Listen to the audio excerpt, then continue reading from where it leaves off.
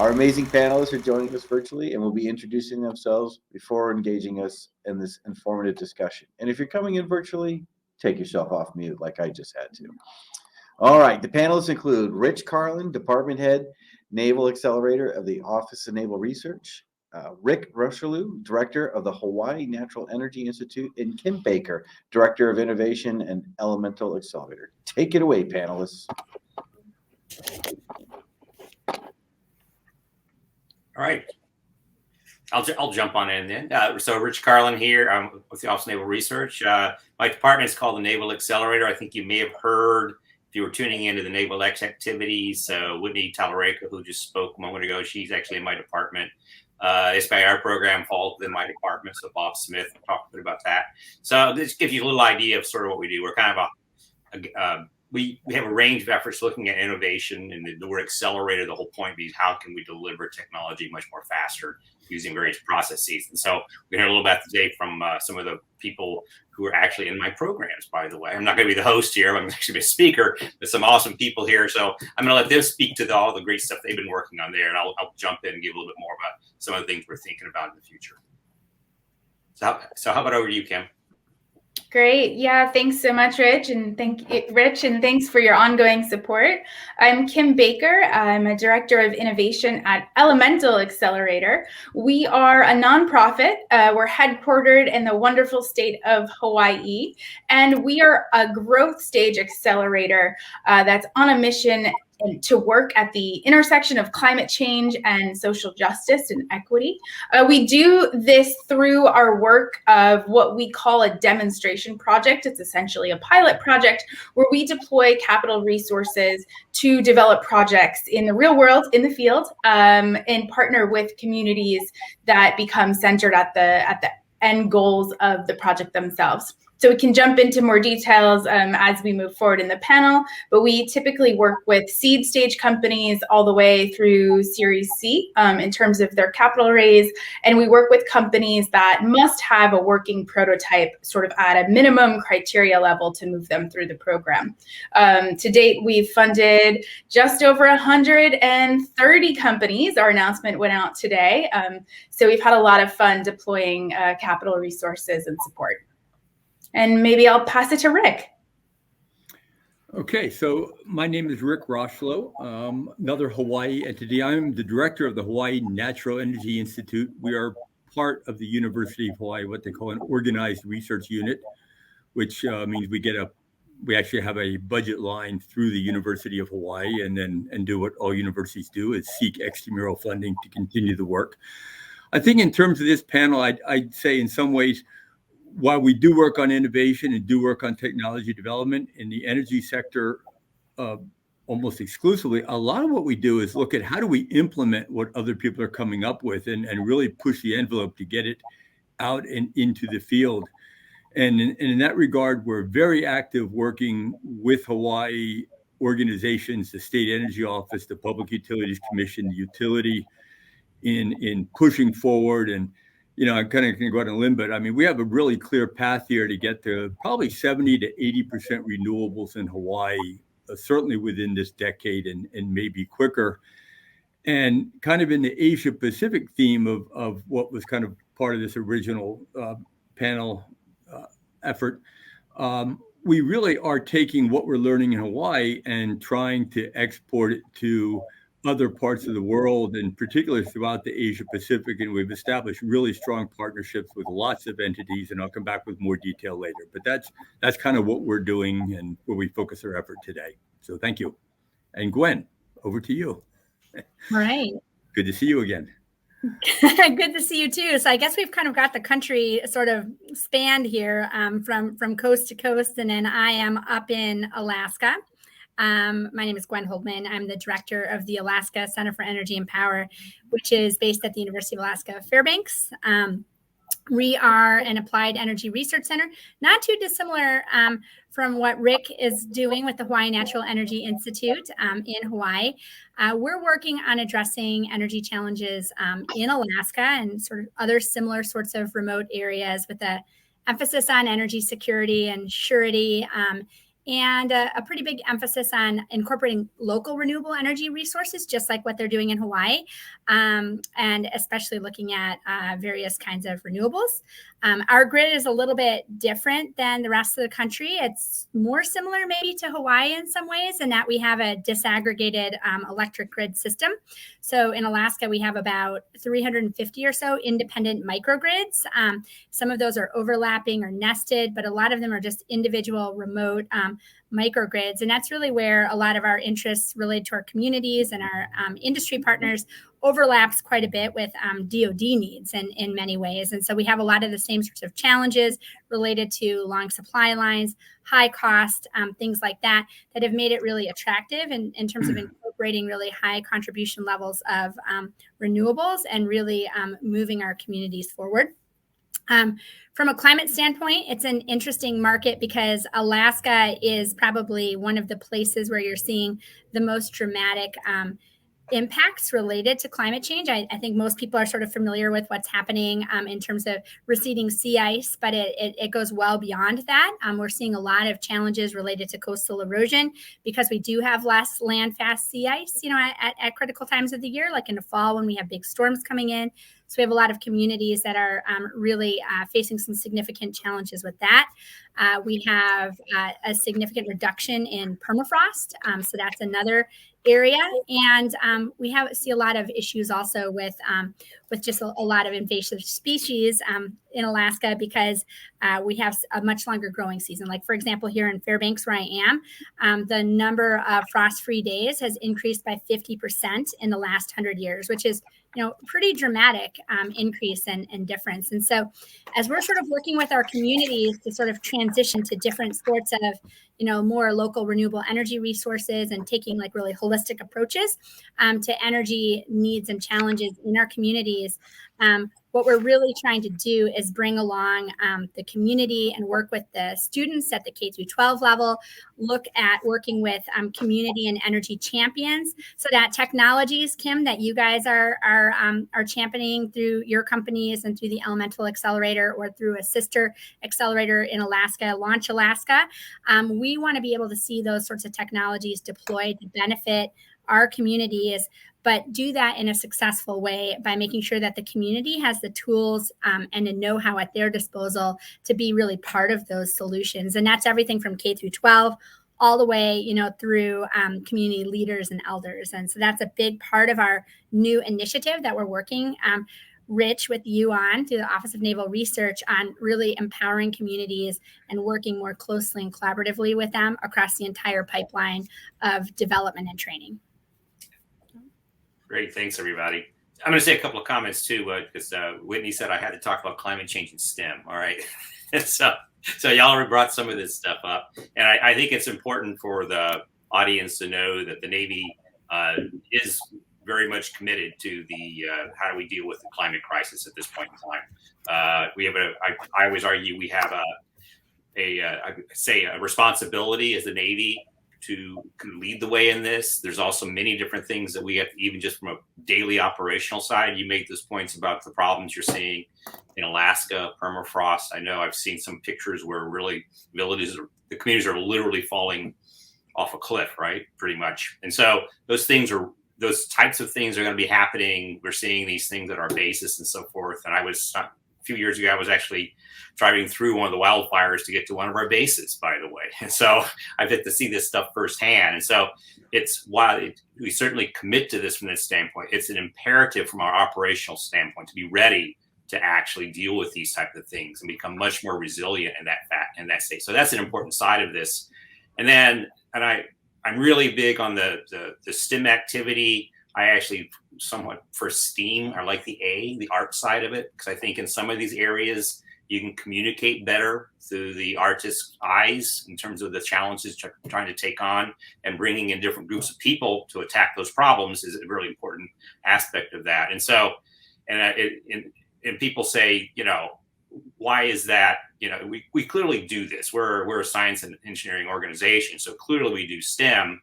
It's also just so important that we think, even when we do our programs, that we look at it, how do we tie in professional development, workforce development, education into our programs. And I know examples of Elemental has an internship program. I know, Gwen, you have your innovation hub up there.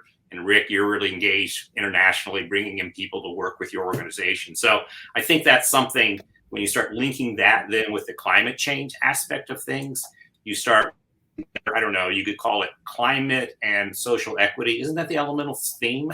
Exactly. So, I mean, there's a real nexus of opportunity here for people that are very interested in attacking this existential threat that we have, to bring them in and engage in this and help us develop those solutions. So I thought I would maybe ask y'all to make a few more comments about that. I thought the element, particularly how maybe a little bit more on your philosophies that you have. I know you're teamed up with the Emerson, for example, and the internships that you have.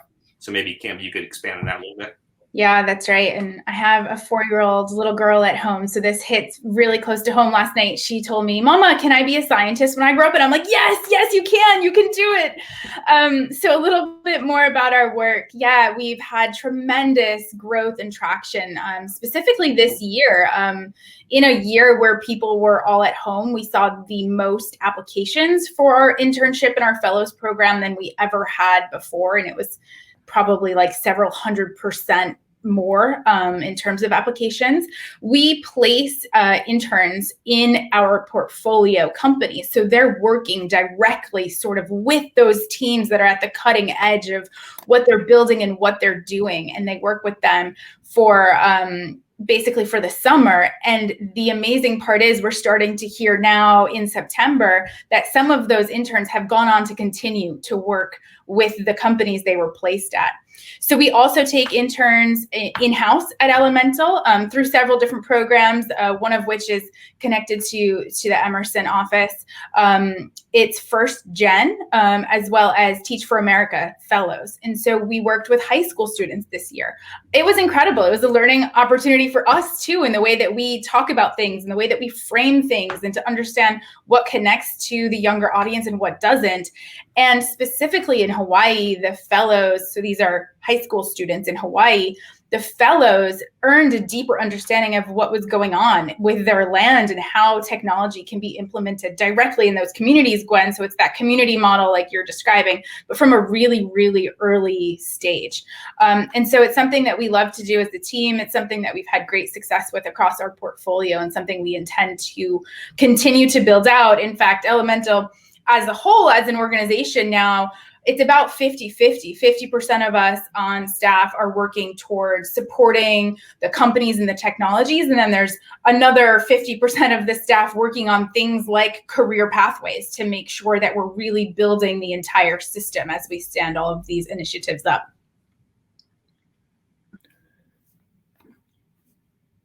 Oh, you're on mute, Rich.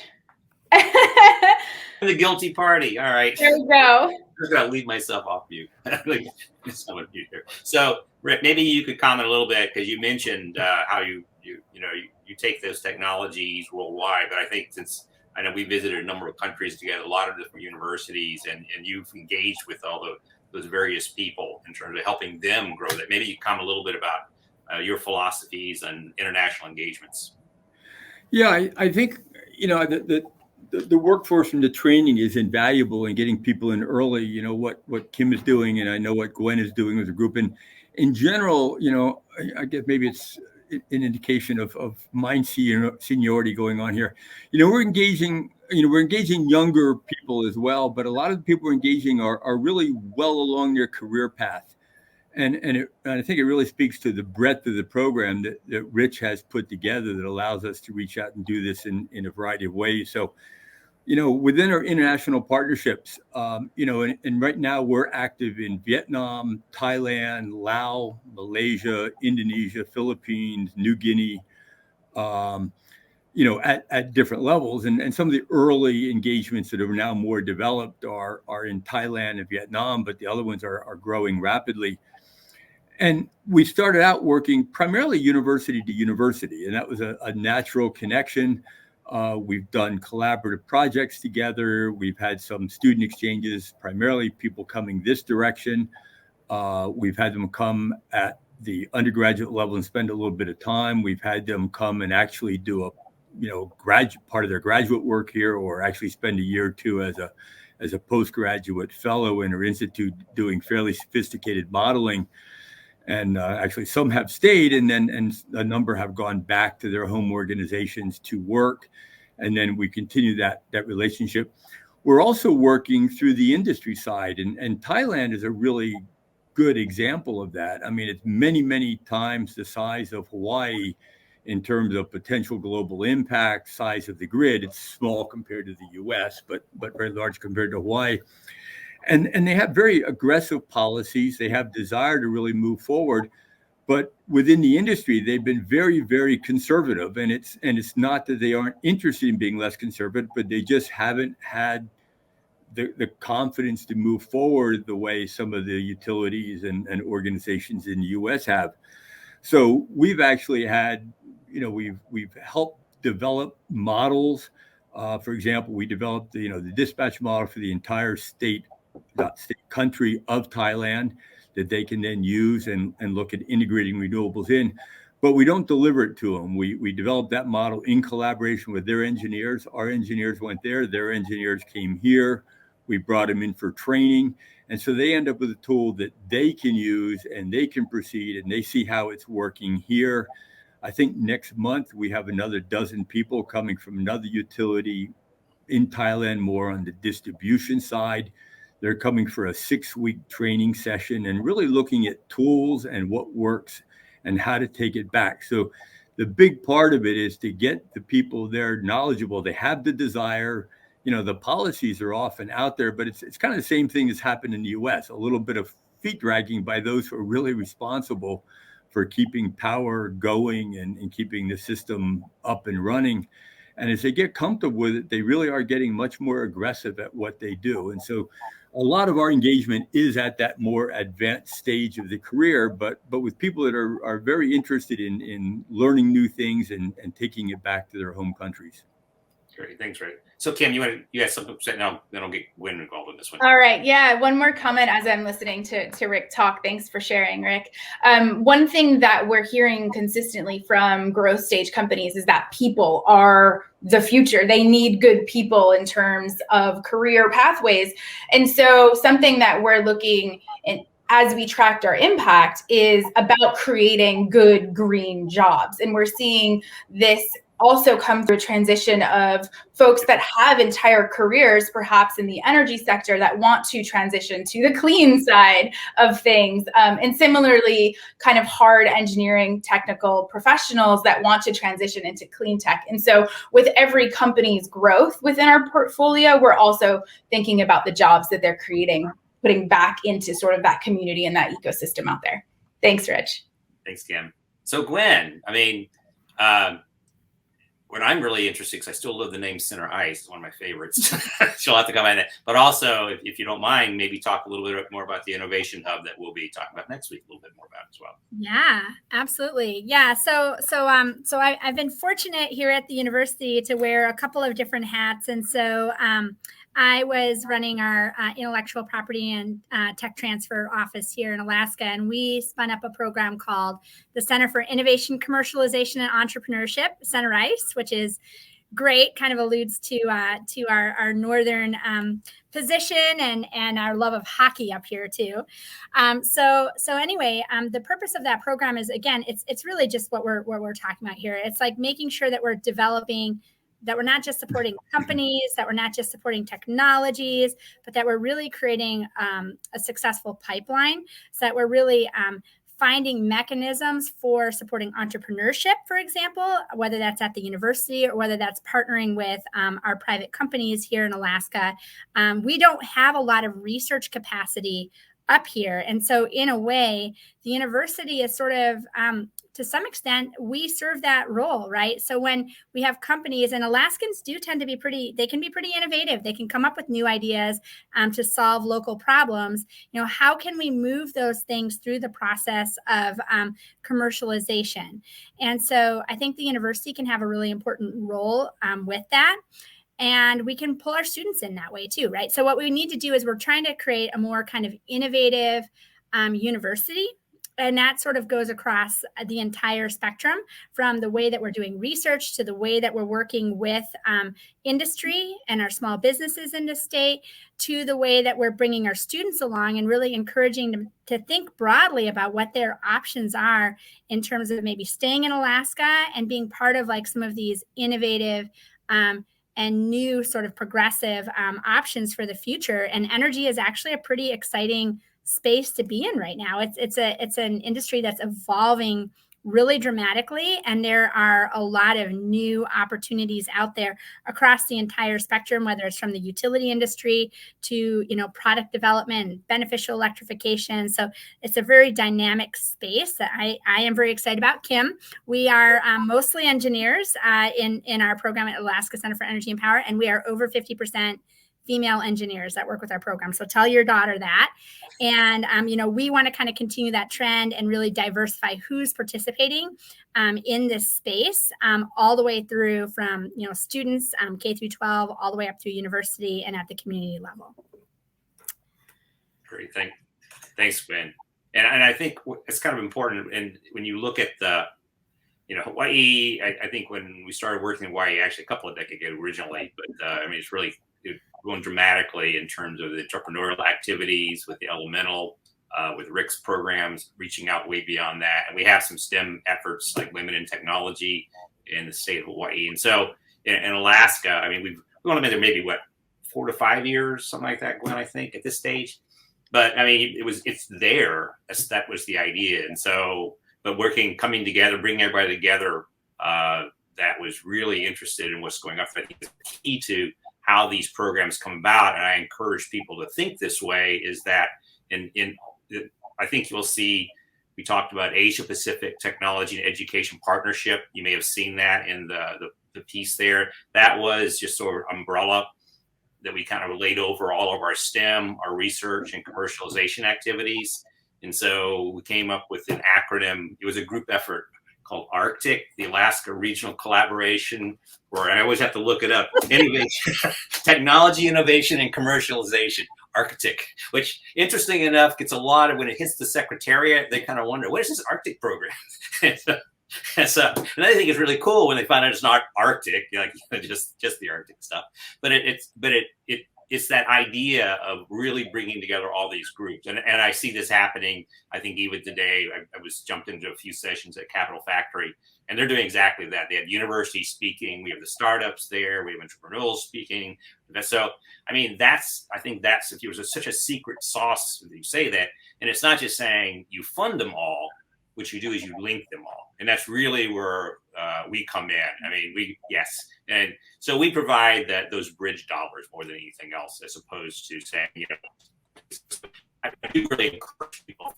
I don't know any thoughts about that, and create community to work together. If Kim, do you have something, since you've been creating communities in multiple states? Yeah, we work in California, Hawaii, the APAC region, and newly this year, we're working globally. So that's not to say that the companies weren't headquartered all over the world. They often were. This year, we're doing deployments specifically globally. So anywhere in the world is now eligible.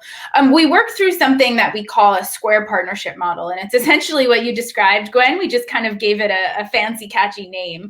The corners of the square include Elemental as a stakeholder. They include the startup or the growth stage company as another stakeholder, the customer, and then the new piece is that community partner. And so we really believe, even when we're crafting what these projects will look like, what the KPIs and the outcomes and the goals will be, we ask that community partner to be a voice at the table from the beginning. We actually include some of those goals into our project scoping documents so that everybody sort of has this equal playing field.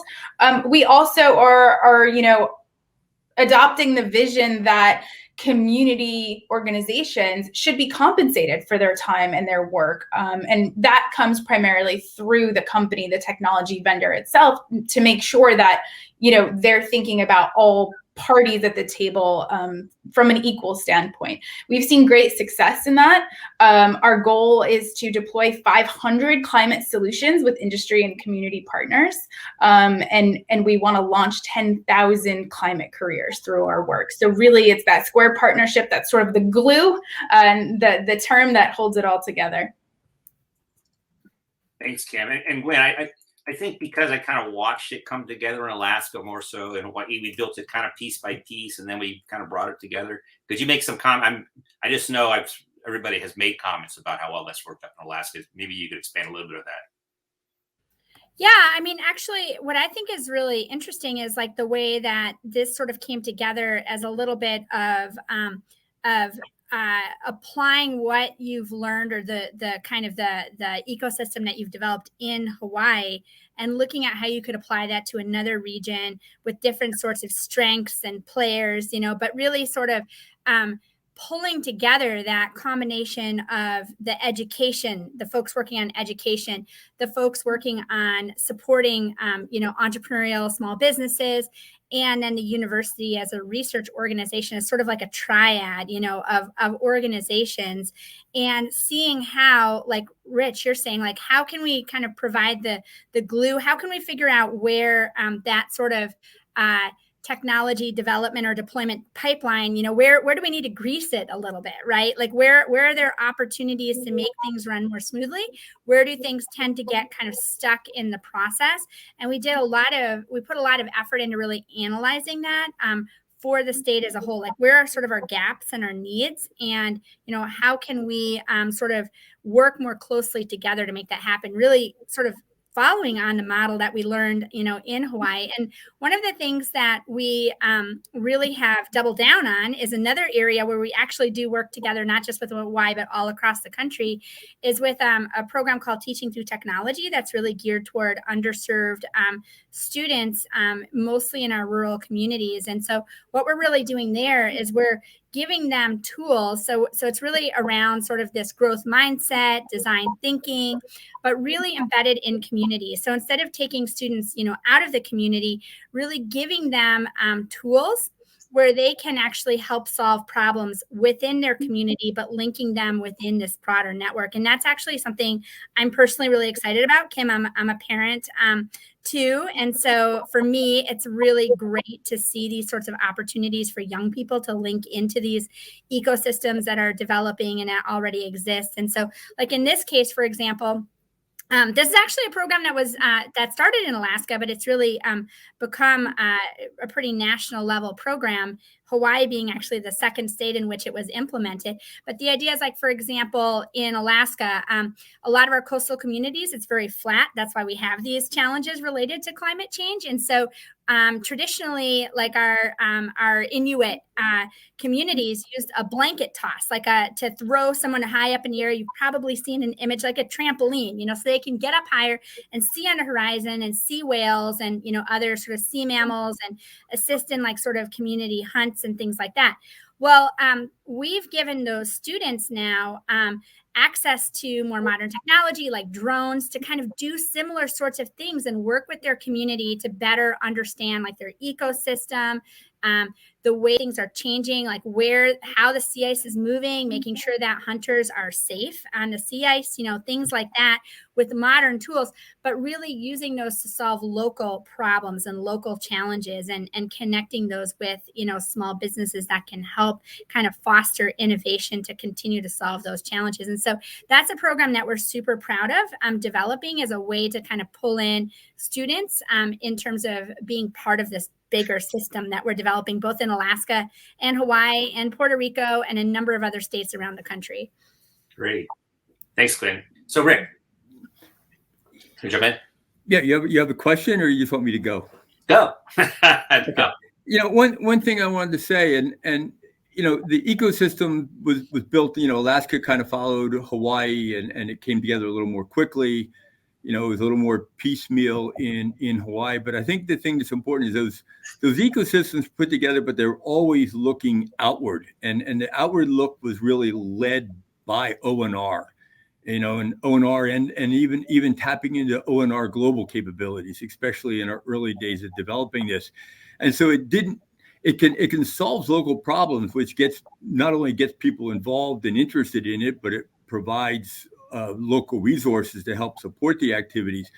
But the global outreach and vision that ONR helped provide, and just the contacts, it couldn't all have been made, certainly not as easily. If you spent your whole life traveling around and doing nothing but trying to meet people, but the ability of ONR to help coordinate activities, and this is, maybe this symposium right here is another example of that. I mean, bringing people together and trying to take the messages that are solving local problems and looking at how they can make connections to reach out into other places has really been invaluable. And I just wanted to credit the program overall. We've been involved now, an ONR contractor, for 20 years.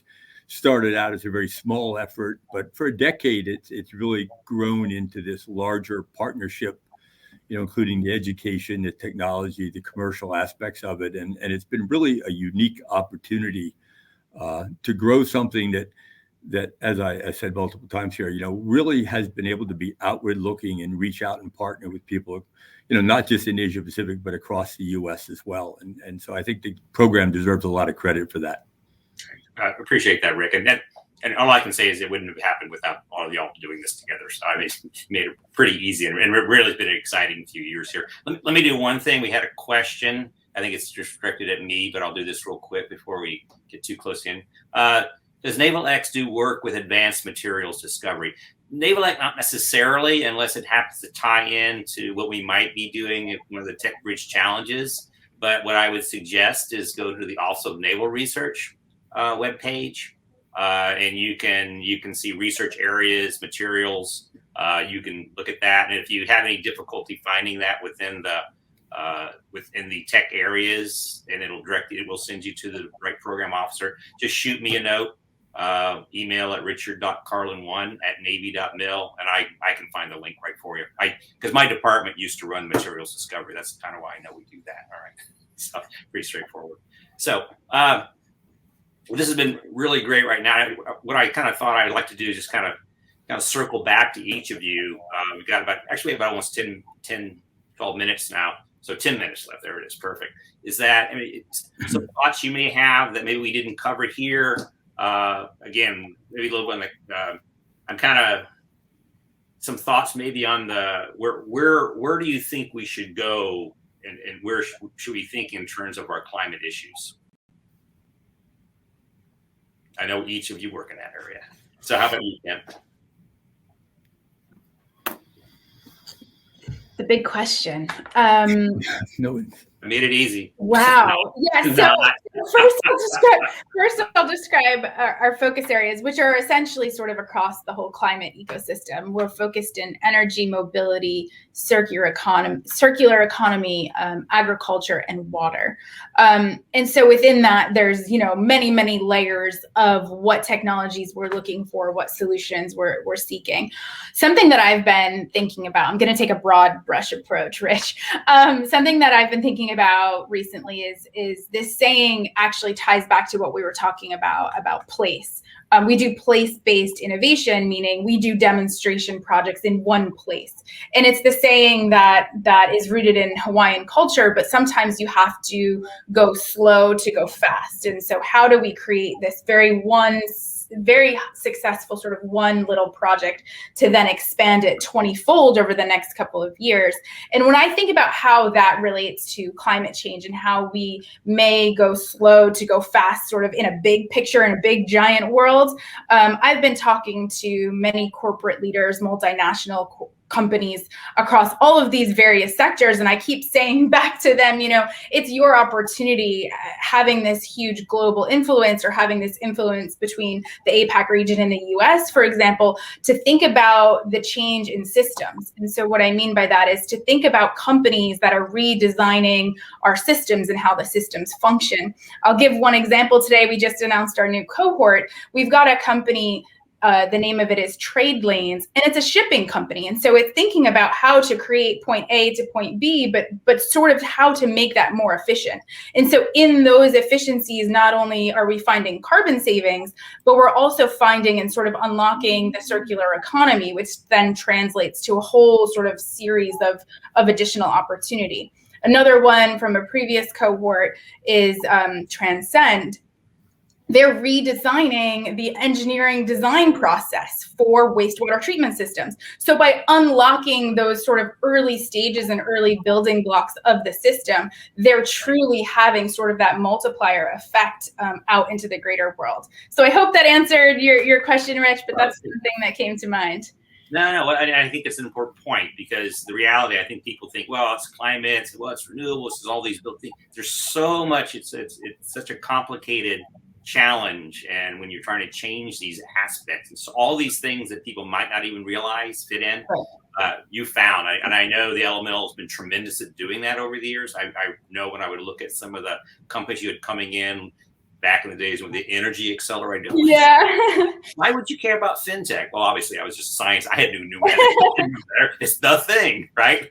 So, I mean, it's all those places you invest in startups. So the startups out there may be listening, it's not hard if you're to figure out how it ties in and how that can make a difference when you start thinking how that could be applied.